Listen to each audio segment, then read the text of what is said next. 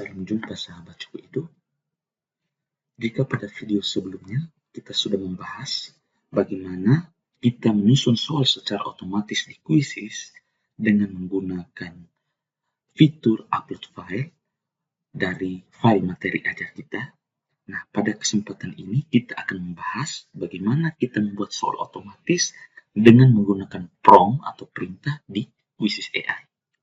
Nah, sebelum membahas lebih lanjut, ada beberapa hal yang perlu Bapak Ibu ketahui. Hal yang perlu Bapak Ibu ketahui sebelum menggunakan fitur teks atau prompt agar dapat menghasilkan soal secara otomatis di Quizzes, yakni yang pertama adalah cantumkan tujuan pembelajaran pada prompt atau perintah. Hal ini yang sering diabaikan. Nah, kita semua tahu bahwa dasar dari asesmen adalah untuk mengukur ketercapaian tujuan pembelajaran. Untuk itu, hal yang perlu kita lakukan adalah menyiapkan tujuan pembelajaran. Sebagai contoh, di sini rekan-rekan bisa lihat bagaimana prompt yang telah saya siapkan untuk menghasilkan soal yang baik ketika menggunakan fitur teks atau prompt pada Quizzes AI. Bagaimana sahabat sekalian? Sudah bisa dibaca, dipahami? Nah, sekarang kita akan praktekkan. Sahabat Juhu Edu, berikut ini adalah merupakan tampilan ketika kita masuk ke dalam akun Quizzes kita. Nah, untuk mulai menggunakan fitur Quizzes AI, maka seperti video sebelumnya, kita klik buat. Kemudian di sini kita pilih fitur quiz. Nah, selanjutnya kita akan masuk ke halaman ini. Kemudian kita klik hasilkan dengan AI.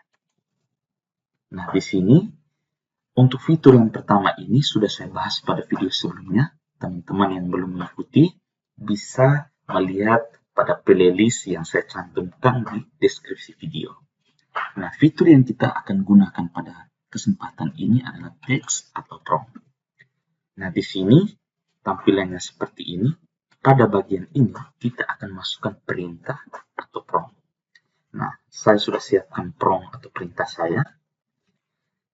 Seperti yang saya sampaikan sebelumnya, detail sangat penting ketika menggunakan fitur ini. Maka, Bapak Ibu perlu menyiapkan tujuan pembelajaran. Jadi, tujuan pembelajaran ini perlu Bapak Ibu lampirkan dalam prompt. Mengapa? Ya, dasarnya jelas bahwa tujuan pembelajaran menjadi dasar ketika kita merancang asesmen. Nah, di sini saya cantumkan dua tujuan pembelajaran. Teman-teman bisa lihat dua tujuan pembelajaran. Kemudian, pada bagian preferensi, seperti biasa karena kita ingin dalam bahasa Indonesia, kemudian jumlah soal kita pilih 10. Misalnya, teman-teman bisa menyesuaikan dengan kebutuhan. Nah, di sini mata pelajaran, silakan pilih. Nah, kebetulan di sini mata pelajaran ekonomi tidak tersedia. Yang tersedia cuma ilmu sosial, maka saya pilih ilmu sosial. Dan materi pendapatan nasional ini adalah materi kelas 11. Maka di bagian kelas saya klik, lalu saya ganti ke kelas 11. Nah, kemudian kita klik lanjutkan. Kita tunggu prosesnya. Nah, teman-teman bisa lihat di sini sudah dihasilkan soal dari Quizzes. Ya, kita tunggu sampai prosesnya sesuai dengan permintaan kita, yakni sebanyak 10 soal. Bagaimana teman-teman? Sangat mempermudah kita, bukan? Jadi di sini mengapa soalnya bisa baik seperti ini? Karena saya mencantumkan tujuan pembelajaran di dalam prompt saya. Sehingga soal yang diberikan juga cukup jelas. Bagi teman-teman yang guru ekonomi, ketika melihat ini pasti merasa ada perbedaan. Ketika teman-teman menggunakan dengan prompt yang biasa atau standar, atau promptnya terlalu umum. Seperti yang saya katakan tadi, dasar kita melaksanakan asesmen adalah mencapai tujuan pembelajaran. Sehingga perlu kita cantumkan di dalam prompt kita.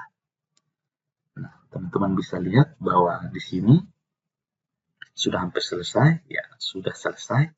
Nah, di sini sudah selesai jika teman-teman merasa bahwa soal ini kurang pas, kurang tepat, atau ada bagian yang teman-teman rasa perlu diganti, maka teman-teman bisa klik regenerasi dengan perubahan. Artinya nanti dia akan menggenerate ulang, dia memproses ulang perintah kita. Namun jika rasa sudah pas, maka kita klik lanjutkan ke editor. Nah, nanti dia akan proses seperti ini. Kemudian dia akan masuk ke halaman quizzes. Di sini kita bisa melihat secara keseluruhan. Nah, di sini kembali seperti video-video sebelumnya yang saya sampaikan, bahwa ketika kita menggunakan AI, peran kita sebagai guru itu sangat sentral untuk memvalidasi setiap soal yang ada. Ya, seperti video sebelumnya, itu cukup jelas, teman-teman bisa kunjungi. Ada juga saya cantumkan linknya di deskripsi.